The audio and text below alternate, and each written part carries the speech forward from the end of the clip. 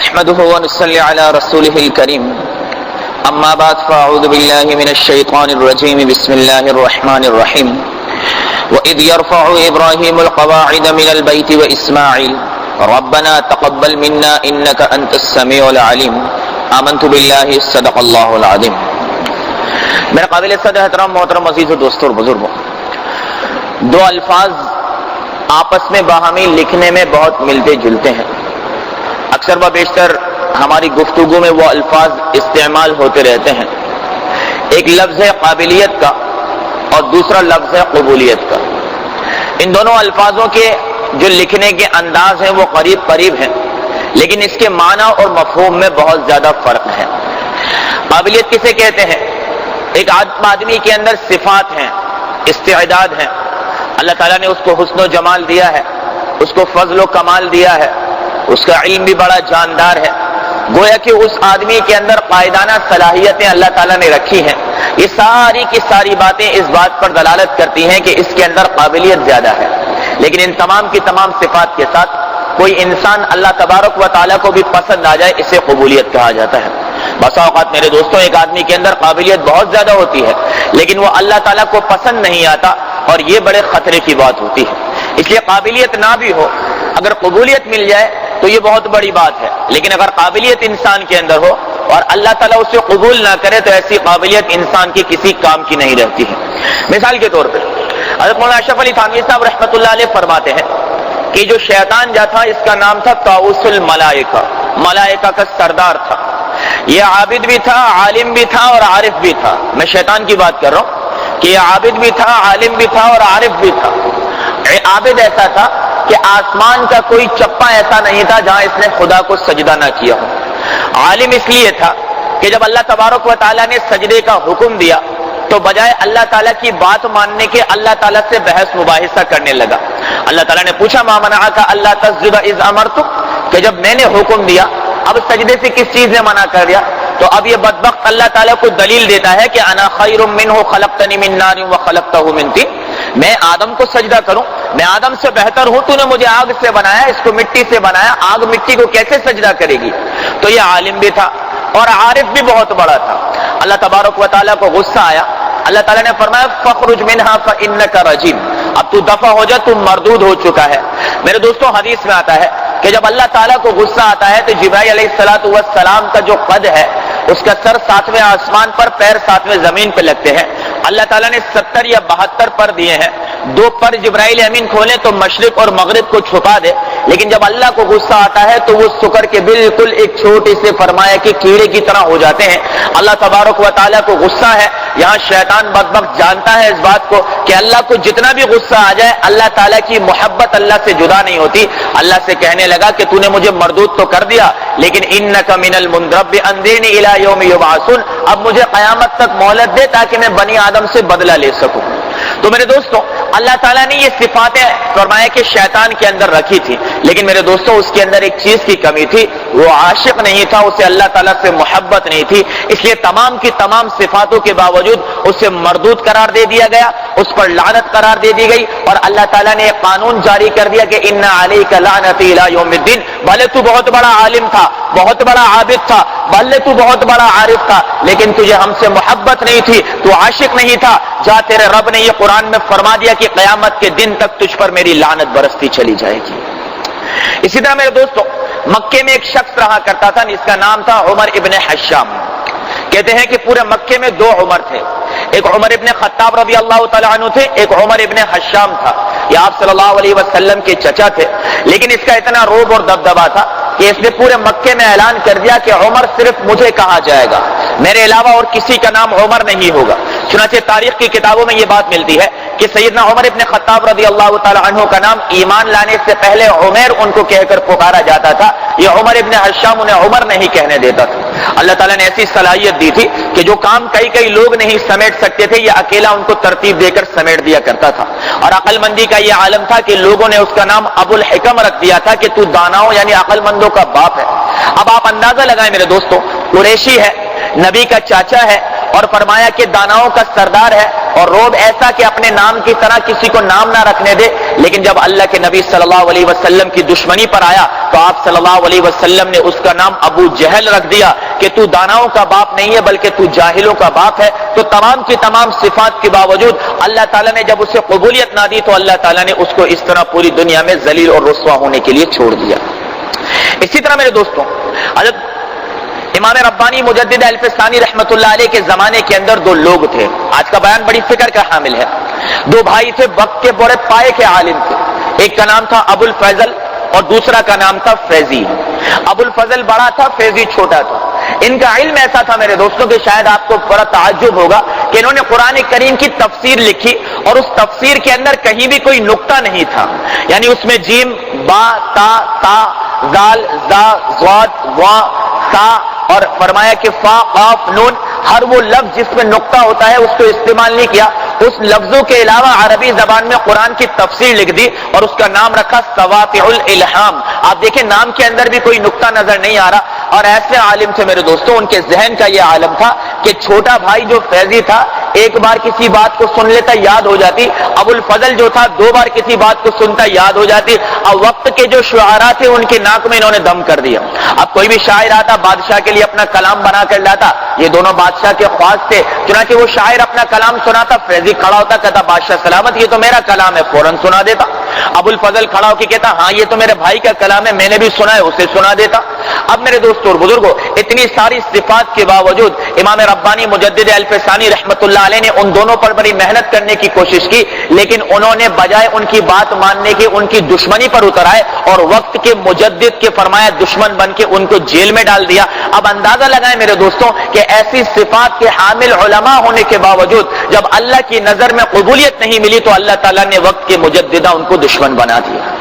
اس کی مثال آپ یوں سمجھ لیجئے، ایک عورت ہے، وہ خوبصورت بھی ہے، خوبصیرت بھی ہے، سلیقہ مند بھی ہے، با پردہ با حیا بھی ہے، یعنی ایک انسان اپنی بیوی میں جتنی بھی صفات ڈھونڈتا ہے وہ ساری صفاتیں اس عورت کے اندر ہیں، لیکن وہ عورت اپنے شوہر کو پسند نہیں آتی، تو لوگ کہتے ہیں کہ قابلیت تو بہت زیادہ ہے لیکن شوہر کی نظر میں قبولیت نہیں ملی، اس لیے بسا اوقات با پردہ با حیا بہن بیٹیوں کو بھی طلاقیں ہو جایا کرتی ہیں کیونکہ تمام کی تمام صفات کے باوجود شوہر کی نظر میں وہ قبول نہیں ہو پاتی ہیں۔ اب ذرا دو تین قصے اور عرض کر دوں کہ اللہ تعالیٰ قابلیت کے ساتھ قبولیت کیسے دیتا ہے۔ حضرت ابراہیم علیہ السلام نے اللہ تعالیٰ کا گھر بنایا، اللہ نے فرمایا وَإِذْ يَرْفَعُ إِبْرَاهِيمُ الْقَوَاعِدَ مِنَ الْبَيْتِ وَإِسْمَاعِيلُ۔ اب ابراہیم علیہ السلام جو ہے وہ فرمایا گھر بنا رہے ہیں، اسماعیل علیہ السلام گاڑا مٹی اور اینٹیں دے رہے ہیں، دونوں باپ بیٹے مل کر اللہ کا گھر بیت اللہ تعمیر ہو رہا ہے۔ کیا تعمیر ہو رہا ہے؟ بیت اللہ تعمیر ہو رہا ہے، اور زبان پہ کیا ہے؟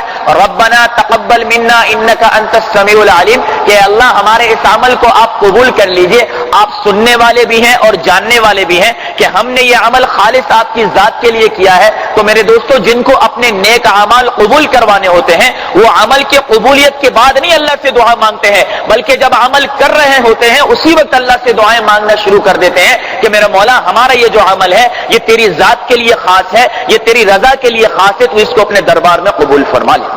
جب اللہ تعالیٰ نے ابراہیم علیہ السلام کی اس محنت کو قبول کیا تو انعام کیا ملا؟ انی جاعلک للناس اماما، اللہ تعالیٰ نے فرمایا رہتی دنیا تک اب تیری ہی امامت چلنے والی ہے۔ اور اسی پر بس نہیں میرے دوستو، نبی کریم صلی اللہ علیہ وسلم کو اللہ تعالیٰ نے حکم فرمایا کہ ان اتبع ملت ابراہیم حنیفا، اے میرے محبوب تو بھی ملت ابراہیمی کی پیروی اور اتباع کرتے ہوئے زندگی گزارنا۔ یہ ہوتا ہے قابلیت کے ساتھ قبولیت کا مل جانا۔ ایک اور قصہ عرض کروں، حسین رضی اللہ تعالی عنہما بیمار ہو گئے، یعنی حضرت حسن اور حضرت حسین رضی اللہ تعالی عنہما دونوں بیمار ہو گئے۔ اب حضرت فاطمہ رضی اللہ تعالی عنہا اور حضرت علی رضی اللہ تعالی عنہ نے منت مانی کہ اگر دونوں شہزادے صحت یاب ہو گئے تو ہم اللہ کی رضا کے لیے 3 روزے رکھیں گے۔ اللہ تعالیٰ کا نظام چلا، اللہ تعالیٰ نے بیماری کو دور کر دیا۔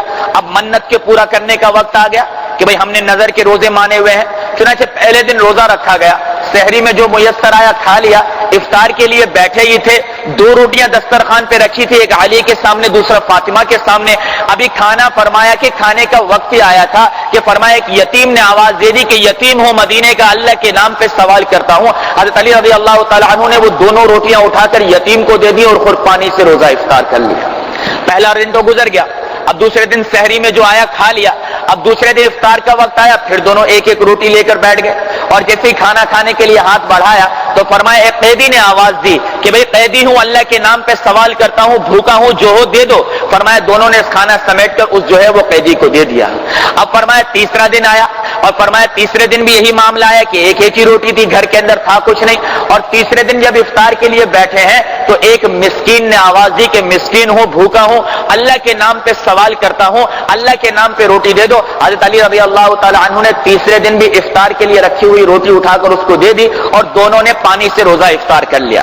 اب یہ عمل عرش والا دیکھ رہا ہے اور فرش پہ علی اور فاطمہ یہ عمل کر رہے ہیں، کسی سے تذکرہ نہیں کیا۔ اللہ تبارک و تعالیٰ کو یہ عمل اتنا پسند آیا میرے دوستوں کہ آپ صلی اللہ علیہ وسلم پر وہی نازل فرمائی کہ وَيُطْعِمُونَ الطَّعَامَ عَلَى حُبِّهِ مِسْكِينًا وَيَتِيمًا وَأَسِيرًا إِنَّمَا نُطْعِمُكُمْ لِوَجْهِ اللَّهِ لَا نُرِيدُ مِنكُمْ جَزَاءً وَلَا شُكُورًا۔ ارے میرے محبوب، وہ لوگ ہیں یہ کہ جو فرمایا یتیموں، مسکینوں اور اسیروں کو کھانا کھلاتے ہیں، اور کھانا کھلانا صرف اللہ کی رضا کے لیے ہوتا ہے، کسی اور کی رضا کے لیے نہیں ہوتا۔ اب میرے دوستوں اندازہ لگائیے کہ 3 دن کی بھوک حضرت علی اور حضرت فاطمہ نے برداشت کی، آج 1450 سال سے قرآن پڑھا جا رہا ہے اور ان کی تعریف قرآن کے ساتھ پورے عالم میں گونجی جا رہی ہے، گونجی جا رہی ہے، گونجی جا رہی ہے۔ یہ ہوتا ہے قابلیت کے ساتھ اللہ کے دربار میں قبولیت مل جانا۔ میرے محترم عزیز و بسا اوقات میں اور آپ کوئی پھل خریدنے کے لیے جاتے ہیں، اب ہمیں سیب چاہیے، ہم ایک دکاندار کے پاس گئے، پھل والے کے پاس، ہم نے سیب خرید لیا۔ اب سیب میں ساری صفاتیں میں نے اور آپ نے ڈھونڈ لی، اب ہم جانے لگے تو دکاندار نے کہا کہ یہ ذرا کیلے بھی دیکھ لیں، ماشاءاللہ بھی آئے ہیں، آپ کو پسند آئے گے۔ اب ہم نے ایک نظر کیلوں پر ڈالی تو خوبصورت بھی تھے، بڑے بھی تھے، خوشبودار بھی تھے۔ اب وہ ساری صفاتیں جو ایک پھل میں ہونی چاہیے وہ اس کیلے کے اندر موجود تھی، لیکن ہم دکاندار سے کہتے ہیں کہ یار مجھے نہیں چاہیے، یہ چیز مجھے پسند نہیں ہے۔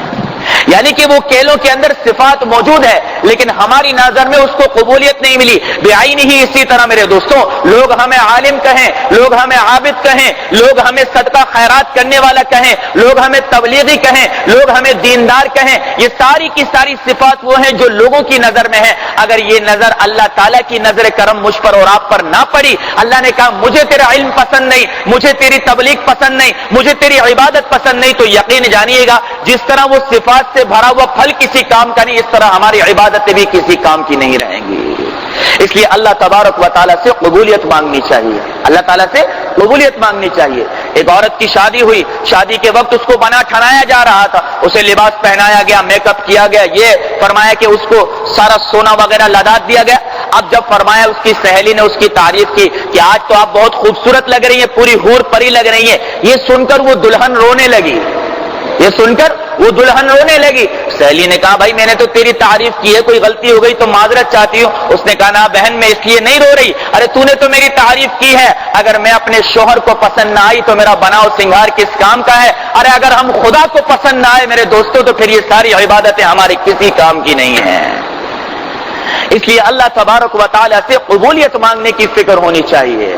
ہم تو قبولیت مانگتے ہیں کس چیز کے اوپر کہ جب عمل ہو جائے، ارے میرے دوستوں عمل کے ہونے سے پہلے جو قبولیت مانگتے ہیں اللہ تعالیٰ انہیں چمکایا کرتا ہے۔ اس لیے میرے دوستوں اور بزرگوں اگر آپ علماء کرام کی اور بزرگان دین کی زندگیوں کو اٹھائیں تو وہ فرمائے بڑے عجیب معاملات تھے، وہ عبادت کے بعد اللہ تعالیٰ سے قبولیت مانگا کرتے تھے۔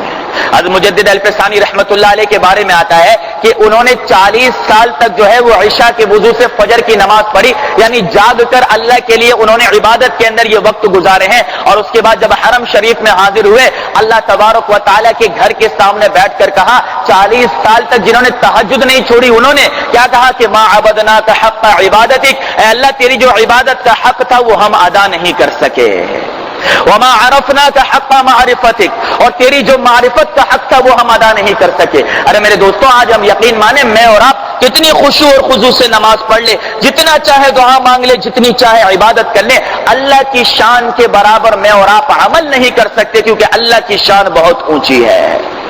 یہ جو آج ہماری دعائیں قبول ہو رہی ہیں نا، یہ آج جو نمازوں پر اور یہ جو عبادتوں پر مل رہا ہے نا، یہ اللہ کی نظر کرم ہے، ہماری عبادتیں اس قابل نہیں ہیں۔ اس کی مثال آپ یوں سمجھیں، ایک چھوٹا سا بچہ ہے 4-5 سال 3 سال کا ہوا، آج کل تو بچوں پر ظلم پہلے ہی شروع کر دیا ہے، 2.5 سال کا بچہ، 2 سال کے بچوں کے داخلے، انا للہ و انا الیہ راجعون۔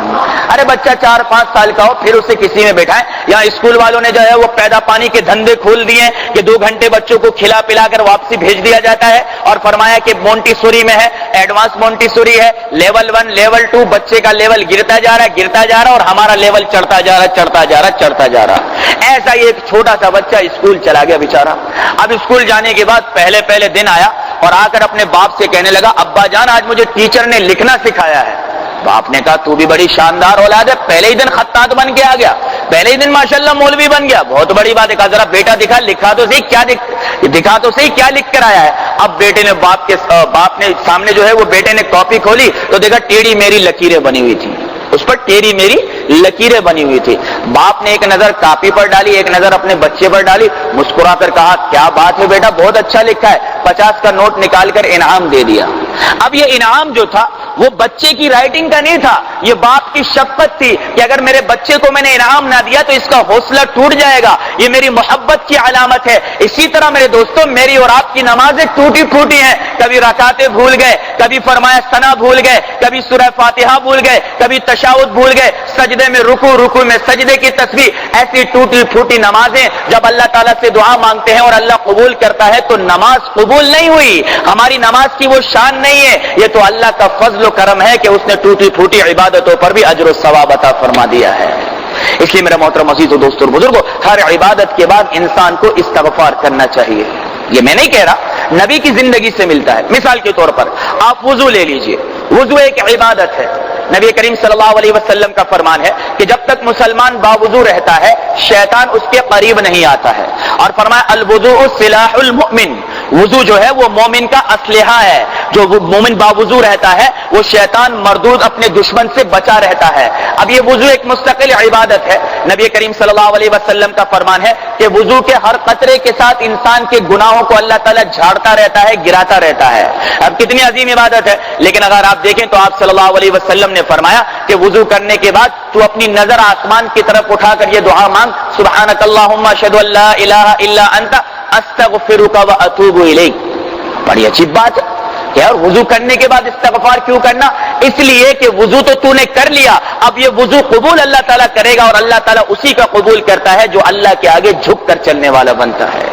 ایک اور مسئلہ لے لیجیے، سیدنا ابوبکر صدیق رضی اللہ تعالیٰ عنہ سے روایت ہے کہ نبی کریم صلی اللہ علیہ وسلم نے فرمایا کہ فرض نماز کا سلام پھیرتے ہی تم 1 مرتبہ اللہ اکبر اور 3 مرتبہ استغفر اللہ استغفر اللہ استغفر اللہ پڑھ لیا کرو۔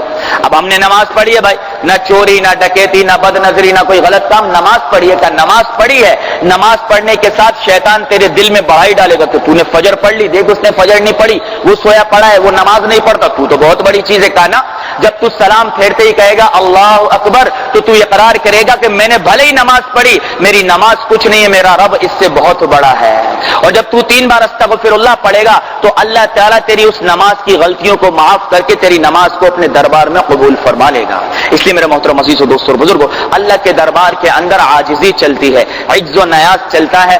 اللہ تکبر کو پسند نہیں کرتا ہے۔ جو انسان اپنے آپ کو چھوٹا بنا کر چلے گا، من تواضع للہ رفعہ اللہ یوم القیامہ، فرمایا کہ جو انسان اللہ کے لیے اپنے آپ کو جھکا دے گا، مٹا دے گا، اللہ تعالیٰ قیامت کے دن اسے بلندیاں عطا کرے گا۔ میرے محبوب کا فرمان ہے، لکھ کر چلے جاؤ یہاں سے، کبھی بھولنا نہیں اس بات کو کہ جو انسان دنیا کے لوگوں میں عزت کو تلاش کرے گا، اللہ تبارک و تعالیٰ جب تک انہی لوگوں میں اسے ذلیل نہیں کرے گا اسے موت نہیں دے گا۔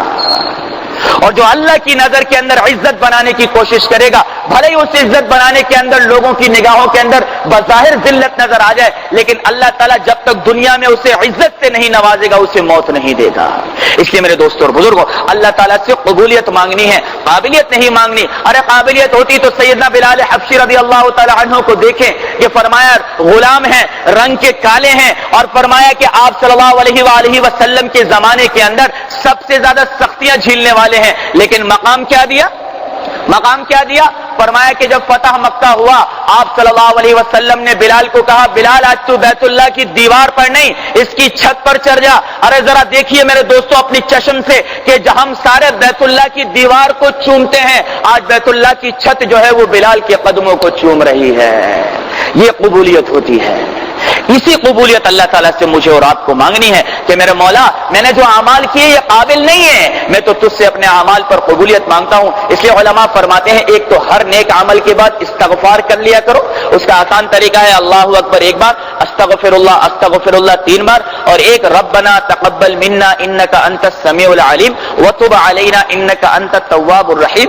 اس دعا کو یاد کر کے ہر نیک عمل کے بعد مانگ لیا کرو، اللہ تبارک و تعالیٰ اس عمل کو قبول فرما لے گا۔ میرے محترم عزیزو، اللہ تعالیٰ ہم تمام کے تمام مسلمانوں کو قبولیت والی زندگی عطا فرمائے، اور قبولیت والی ایک منٹ ذرا، قبولیت والی زندگی جو ہے میرے دوستو وہ مانگنی پڑتی ہے، بن مانگے اللہ تعالیٰ کسی کو نہیں عطا کرتا ہے۔ اس لیے جو انسان اللہ سے قبولیت مانگے گا اللہ تبارک و تعالیٰ اسے کبھی بھی فرمایا خالی ہاتھ نہیں لوٹائے گا۔ تو آج سے ہم انشاءاللہ اپنے ہر عمل کے بعد اللہ سے اس عمل کی قبولیت کی دعا بھی مانگیں گے۔ جب عمل قبول ہو جائے گا تو اس پر اللہ کے جو وعدے ہیں وہ خود بخود اللہ تعالیٰ دینے والا بن جائے گا۔ اللہ تعالیٰ ہم سب کو قبولیت والی عبادت اور قبولیت والی زندگی نصیب فرمائے، اور اللہ تعالیٰ ہم سب کو قبولیت والی ہی موت عطا فرمائے۔ وآخر دعوانا ان الحمدللہ رب العالمین۔